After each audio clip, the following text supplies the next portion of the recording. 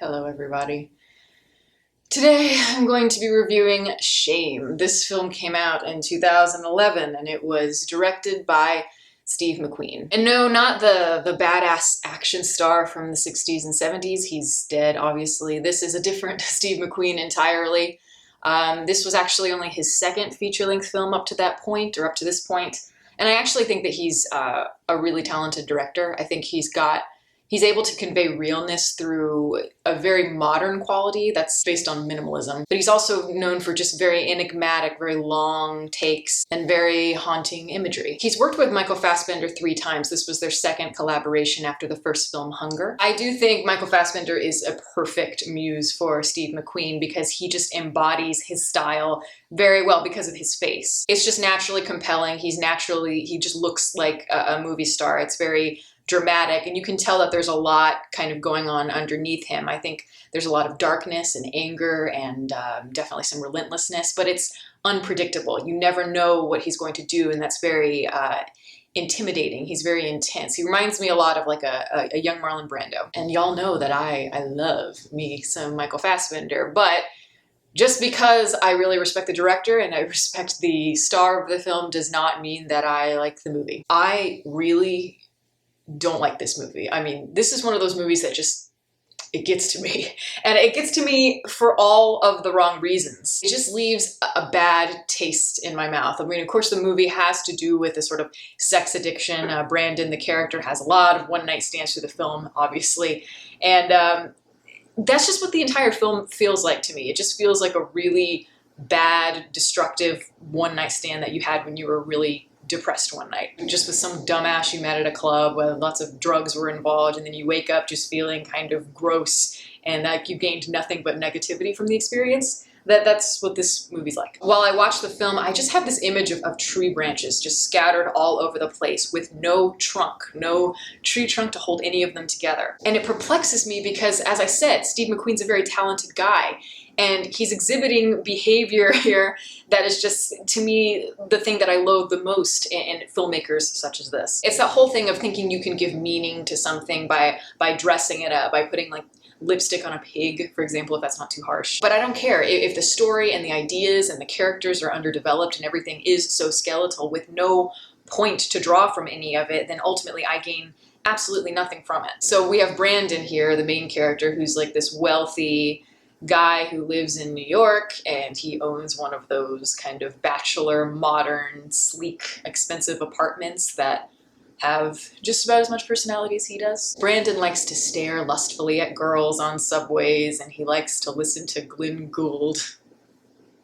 Because, you know, he's deep, he's complex. Glenn Gould is deep and complex. Or this is just like, you know, exhibiting cliches of a serial killer. But yeah, he's addicted to sex. He's addicted to that primal, intense release of anger that is coiled up inside of him. But his hunger for it is extremely destructive, obviously. And all it really does is just bring out his isolation and his inability to feel love in any way. But all of a sudden he is thrown off when his sister, his kind of manic, very rambunctious sister, Sissy, comes into town, played by Carey Mulligan. It's really clear that these two have experienced something very traumatic, maybe in their childhood, that is kind of left unspoken. But we have no idea, based on their interactions, what the trauma consists of. And also the nature of their relationship seems to be a little bit blurry, I guess you could say. There are some thinly veiled allusions to incest that is also never really explored or addressed. That is the crux, if you want to call it that, of the movie. It's just these two characters, their relationship, I guess, and their eventual downward spiral because of their loneliness and their inner turmoil. I'm going to start with some of the things that I like about this movie, like I always do.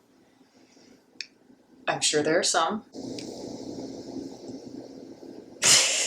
I guess I have to say, I respect Steve McQueen as an artist, and I do respect the actors in the film, and of course everybody involved, because there is a certain level of commitment to this kind of project that you need to have. So even if it's not something that I necessarily believe in, I can tell that it means a lot to the performers, it means a lot to Steve McQueen himself, and you can really feel that, so at least it's a personal project. The shot composition, some of them are very lovely, very haunting, because they play out in long takes or in single images that just paint a very angsty, grim picture. He has an ability to evoke a feeling, and it is alluring on a certain level. Anybody who's had like severe, devastating depression, he conveys it very, very well, to the point where you're just like, oh, like it's just like it's too close. Oh, and there's one scene I actually do like. Actually, there's a few scenes that I like. They're all the ones that involve Marianne, who is his coworker that he's interested in, and he goes out on a date with her. The date is actually a pretty good scene. I really like that the camera is so distant from the two of them, and you get to see these two characters sort of testing the waters. They're trying to figure out a specific dynamic, and you've got the waiter constantly interrupting and being really awkward, and so it feels very realistic, and it's amusing, but also revealing about Brandon himself. It's the only time where we ever even get a shred of a clue about what kind of person Brandon is. And it's not like he reveals a lot about himself in the scene. He doesn't, because he is very elusive, very guarded. But we do see that he has a very cynical view on relationships and on love, one that Marianne, I don't think, shares at all. And even though these two are clearly attracted to each other on a basic level, you're not exactly sure about how they feel about one another and in a more intimate sense, and what sorts of things that they fear about one another. Those are the only scenes that have any resemblance of complexity about them, and I find that relationship infinitely more interesting than the relationship between him and his sister Sissy. And I know the counter argument to this film, that ambiguity is the point of the film, that you're supposed to draw your own conclusions and interpret it in your own ways. And if that's your opinion, then, you know, fine, but to me, I think that that is too simplistic. I think that that's just getting wrapped up in the smoke and mirrors and the manipulative aspects of the cinematic language. Sometimes artifice is really hard to see through, especially when it's something that is aesthetically pleasing to a viewer, or when you are tying a lot of forced emotions into it, like in this case. But ambiguity for ambiguity's sake, to me, is just the least interesting thing, because it's a cop-out. It makes the film feel as though there are no stakes. And yes, of course, a lot of bad things happen to these characters, but nothing that happens to them ever feels earned, because we have no clear motivations to open up and allow these characters to evolve. You want your characters to be different at the end of the film than they were at the beginning. And what the film is saying is not that deep to begin with. It's just kind of, it may seem deep if you code it in that kind of pretentious art house sheen. You can have all kinds of complex camera movements and all of that, but the ambiguity argument to me is just a cover up for lazy writing. There are a couple shots in this movie that I think are perfect examples of what I'm talking about, and they do stand out. One of them is, of course, the one where Brandon is jogging and the camera just follows him for several minutes. And then the other one is the scene where Sissy sings that very, very, very slow version of New York, New York, when his sister brings home his boss and they sleep together, and Brandon is just really angry, so he vents his frustrations by going for a run. And it's a long tracking shot that just follows him forever, and those are really, really hard to pull off. Not only, of course, from a choreographic standpoint, from a technical standpoint, but also just from a thematic standpoint. Take a famous long tracking shot like the one in Goodfellas, the one that's probably one of the most famous ones in American movies. It's where he is escorting Karen through the kitchen and all the way to the front of the club. Why is this scene so famous? It's because a lot of things are going on within this take. He's bringing this girl on a date, Karen, and she's still trying to figure him out. And she's watching him. She's observing him as he, slips money to the person at the door, and he's he's chit-chatting with the waiters and the cooks. She's gaining information here, and she's becoming more and more impressed by him. She's more impressed by his charisma. And we can feel all of that escalating in the frenzied quality of everything that's going on, but that's contrasted, that's juxtaposed with very kind of controlled camera shots. It's a perfect shot, because just like in any scene, there should be a process and a payoff. You should always gain something from it. And you definitely do here. But with these, what do you gain? It just kind of stays on one level. He runs, and that's it.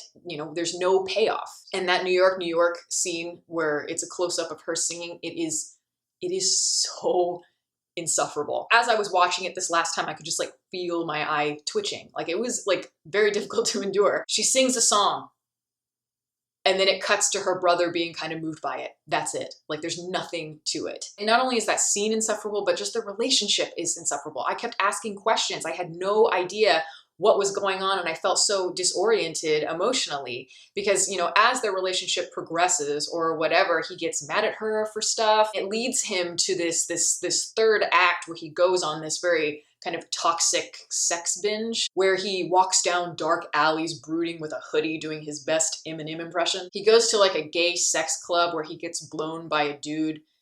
And I take issue with the way that this is shot. I'm not really understanding it because like the way it's lit and the way that the music sort of climaxes, no pun intended, the way it's framed, it just makes it seem like, oh, this moment where this man is giving me a blowjob is like the lowest of the low. I have sunk so low. And like, I don't know, I mean, yeah, it's probably not ideal for him, like for sure, but it's not a huge deal. And what does that have to do with anything? Why does that have to be so dehumanizing? I don't know. This just rubbed me the wrong way. And then that threesome scene is like the most depressing sex scene I have ever seen where, you know, it's supposed to be like this really devastating moment where like they're having sex with like this ripoff of the Adagio for strings playing. We're witnessing all this stuff, this very painful, like destructive, masochistic stuff that is happening, that he's causing to happen to himself, that we're witnessing. And I don't know, like I'd seen this movie a long time ago and just watched it again.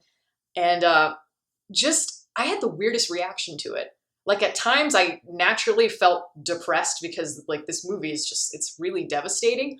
But at other times I was laughing a lot. I was laughing at just the incessant brooding, like the Eminem style struts and the music and just everything about it just felt so, yeah, just melodramatic to the point where it became comedy to me. The stakes are not high enough for me to really care what's going on a deeper level. I mean, like we've all been there, or most of us have been there. We've all had like really destructive binges, but what makes this one special? What makes this one different from all of those other ones? How is it original from an artistic point of view? And I wouldn't mind if a movie was so like thematically bankrupt, if it was just some kind of throwaway movie that, you know, Ben Stiller made or something like that, then it would just kind of be whatever, nobody cares. But it's these kind of movies that get to me because they're trying so hard to affect you. By the end, all you feel is just distress. I felt like emotionally raped after it the first time that I saw this movie, and I gained nothing. So it's like, what was the point of all of that anguish? To me, that is just like very indulgent and it's masturbatory filmmaking. Yeah, I'm gonna keep going with these puns. Feeling those kinds of emotions for no reason is just, it's indulgent and there's no point to it. So it just ultimately feels like I'm being condescended to. And I really don't appreciate being condescended to, especially by somebody like Steve McQueen, who is smart and he has made films that are good. You have a good director and a very, very skeletal script, and that doesn't work together so well. But then you get a great director and a very good script. And when that comes together, oh wow, everything is all of a sudden really interesting. And that's what Steve McQueen's next project would be, 12 Years a Slave. That's a good film.